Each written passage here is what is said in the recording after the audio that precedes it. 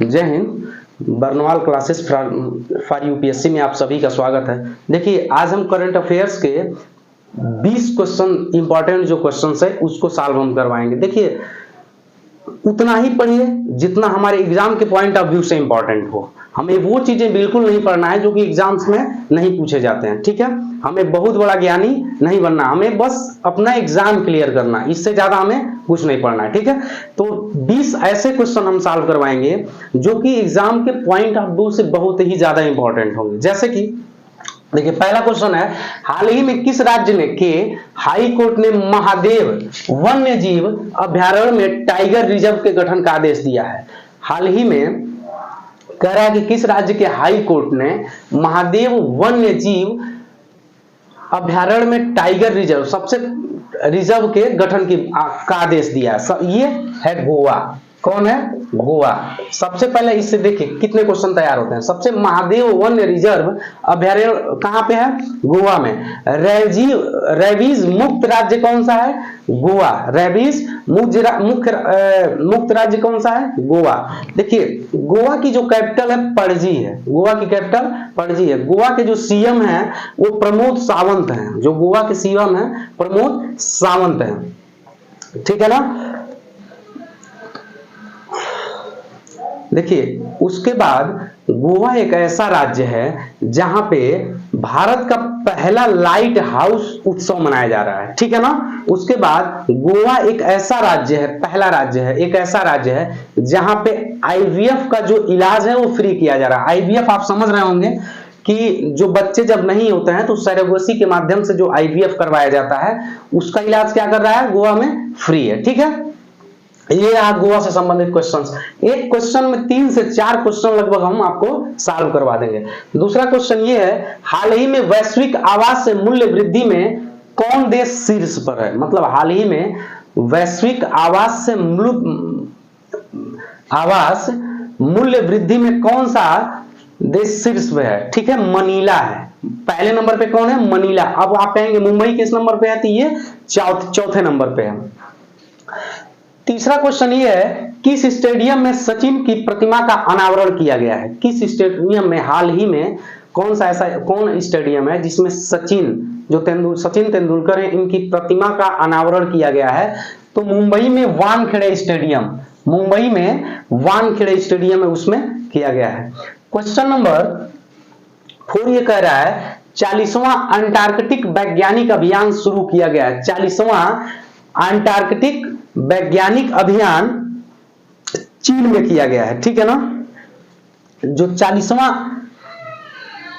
Antarctic वैज्ञानिक अभियान शुरू कहां किया गया है? चीन में किया गया। एक बात हमेशा याद रखिएगा, भारत जो है चीन से जो सौर ऊर्जा का आयात करता है, जो भारत चीन से सौर ऊर्जा का आयात करता है उसमें 76% की कमी कर दिया है। इसमें 76% की कमी कर दिया गया है।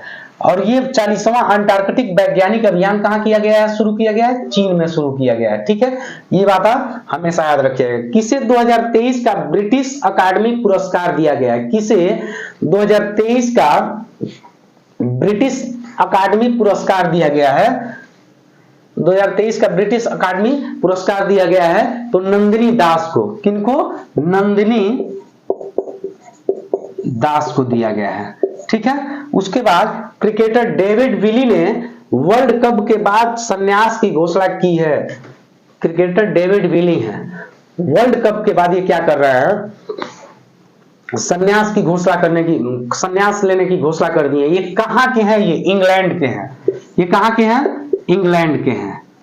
ये इंग्लैंड के हैं, ठीक है ना। क्वेश्चन नंबर 7 ये कहता है, हाल ही में विश्व जेलीफिश दिवस कब मनाया गया है? हाल ही में विश्व जेलीफिश दिवस कब मनाया गया है? तो 3 नवंबर को मनाया गया है। जेलीफिश क्या होता है? ये एक समुद्री मछली होती है जिसके पास दिमाग नहीं होता है। दूसरी बात, उसके पास आंखें भी नहीं होती है, ठीक है ना।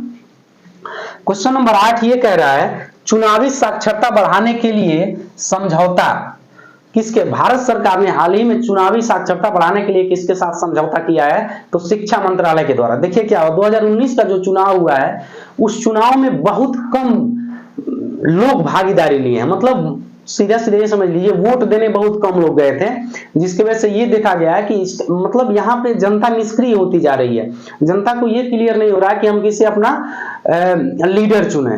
तो चुनावी साक्षरता, चुनाव के बारे में जो भी जानकारी है, मतलब हम मान लीजिए वोट मतदान करते हैं तो उससे ये फायदा होता है, हम एक अच्छे कैंडिडेट्स को चुनते हैं, बुरे कैंडिडेट्स को अवॉइड करते हैं, तो मत देने का ये फायदा होता है ना। तो इसकी साक्षरता बढ़ाने के लिए शिक्षा मंत्रालय द्वारा भारत सरकार ने क्या किया है, समझौता किया है, जिसमें NCERT national council of educational research and trainings में चुनाव से संबंधित जो एजुकेशन है उसको इसमें शामिल किया जाएगा एनसीईआरटी में, ठीक है ना।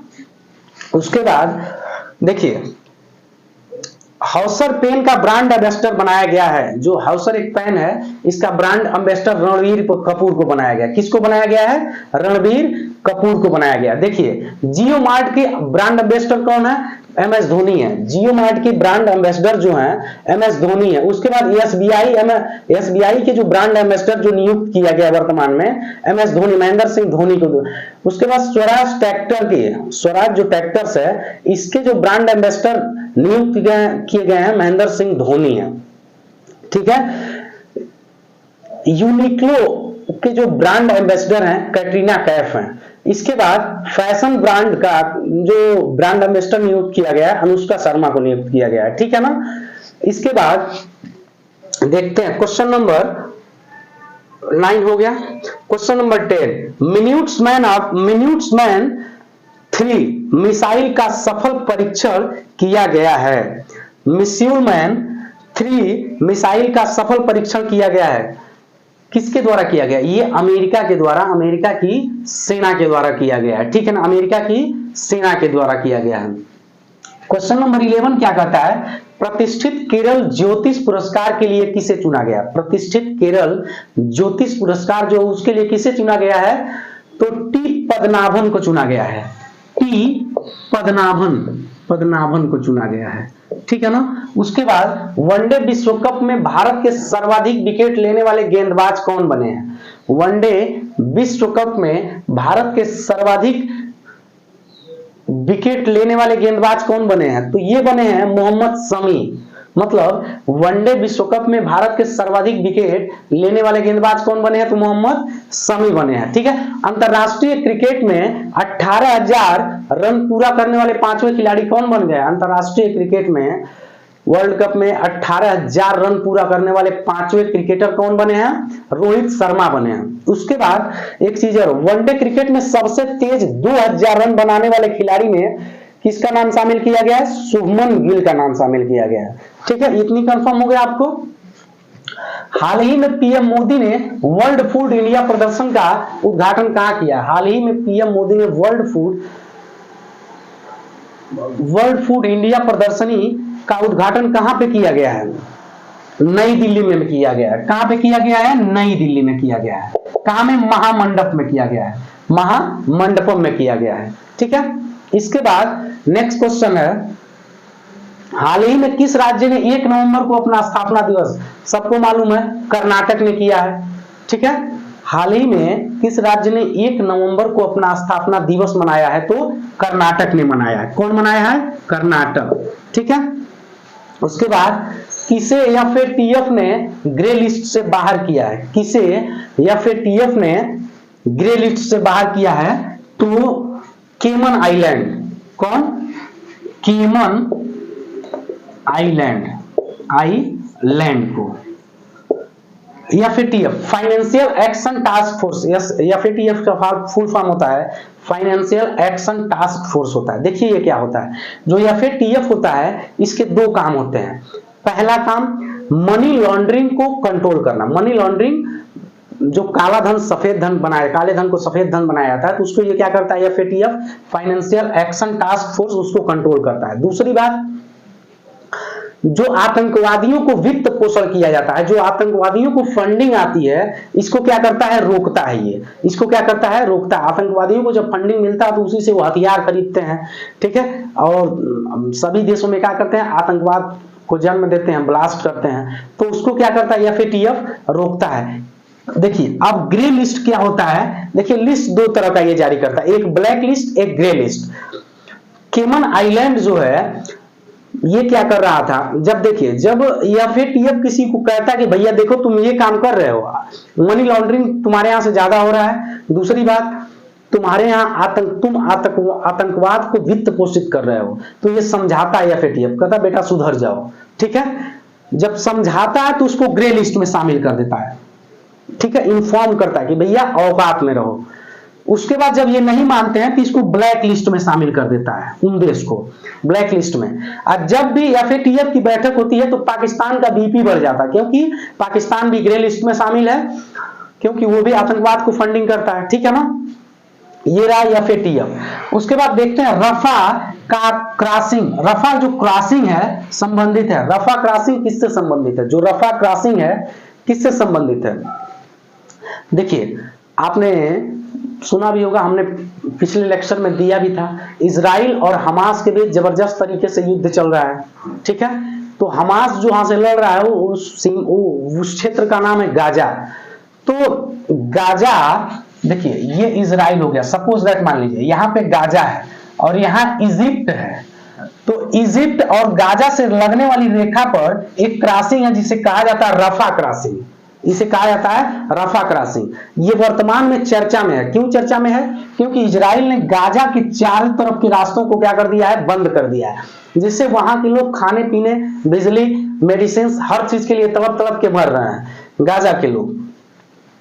तो भारत ने इसमें मतलब इजिप्ट के साथ एक समझौता किया है जिसमें यह कहा गया है कि इजिप्ट जो है गाजा के साथ जो उसकी सीमा लग रही है वहां पे एक क्रॉसिंग है जिसका नाम है रफा क्रॉसिंग, इसको खोल दिया जाए ताकि गाजा के लोगों को जो आधारभूत सुविधाएं हैं ये पहुंचाई जा सके। तो इजिप्ट और इजराइल या गाजा के बीच एक सीमा रेखा है जिसको रफा क्रॉसिंग कहा जाता है।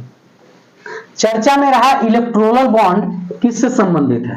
देखिए चर्चा में रहा इलेक्टोरल बॉन्ड, ये कई बार चर्चा में आ चुका है, इससे उम्मीदें बनती हैं कि ये प्रश्न में पूछा जा सकता है, एग्जाम्स में पूछे जा सकते हैं। देखिए इलेक्टोरल जो बॉन्ड होता है एक चुनावी बॉन्ड भी कहते हैं, ठीक है।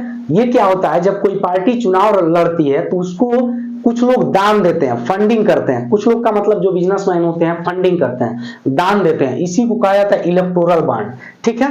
या किसी रजिस्टर्ड पार्टी को ही दिया जा सकता है दान, यह एक पर्ची के रूप में जारी किया जाता है, ठीक है। और यह जारी कौन करता है, केवल SBI जारी करती है, ठीक है। किसी वह पार्टी जो पिछले आम चुनाव में 1% वोट प्राप्त की हो उससे केवल उसी पार्टी के नाम से जारी किया जा सकता है ये, या जो पार्टी रजिस्टर्ड हो उसी पार्टी के नाम से ये इलेक्टोरल बॉन्ड जारी किया जा सकता है।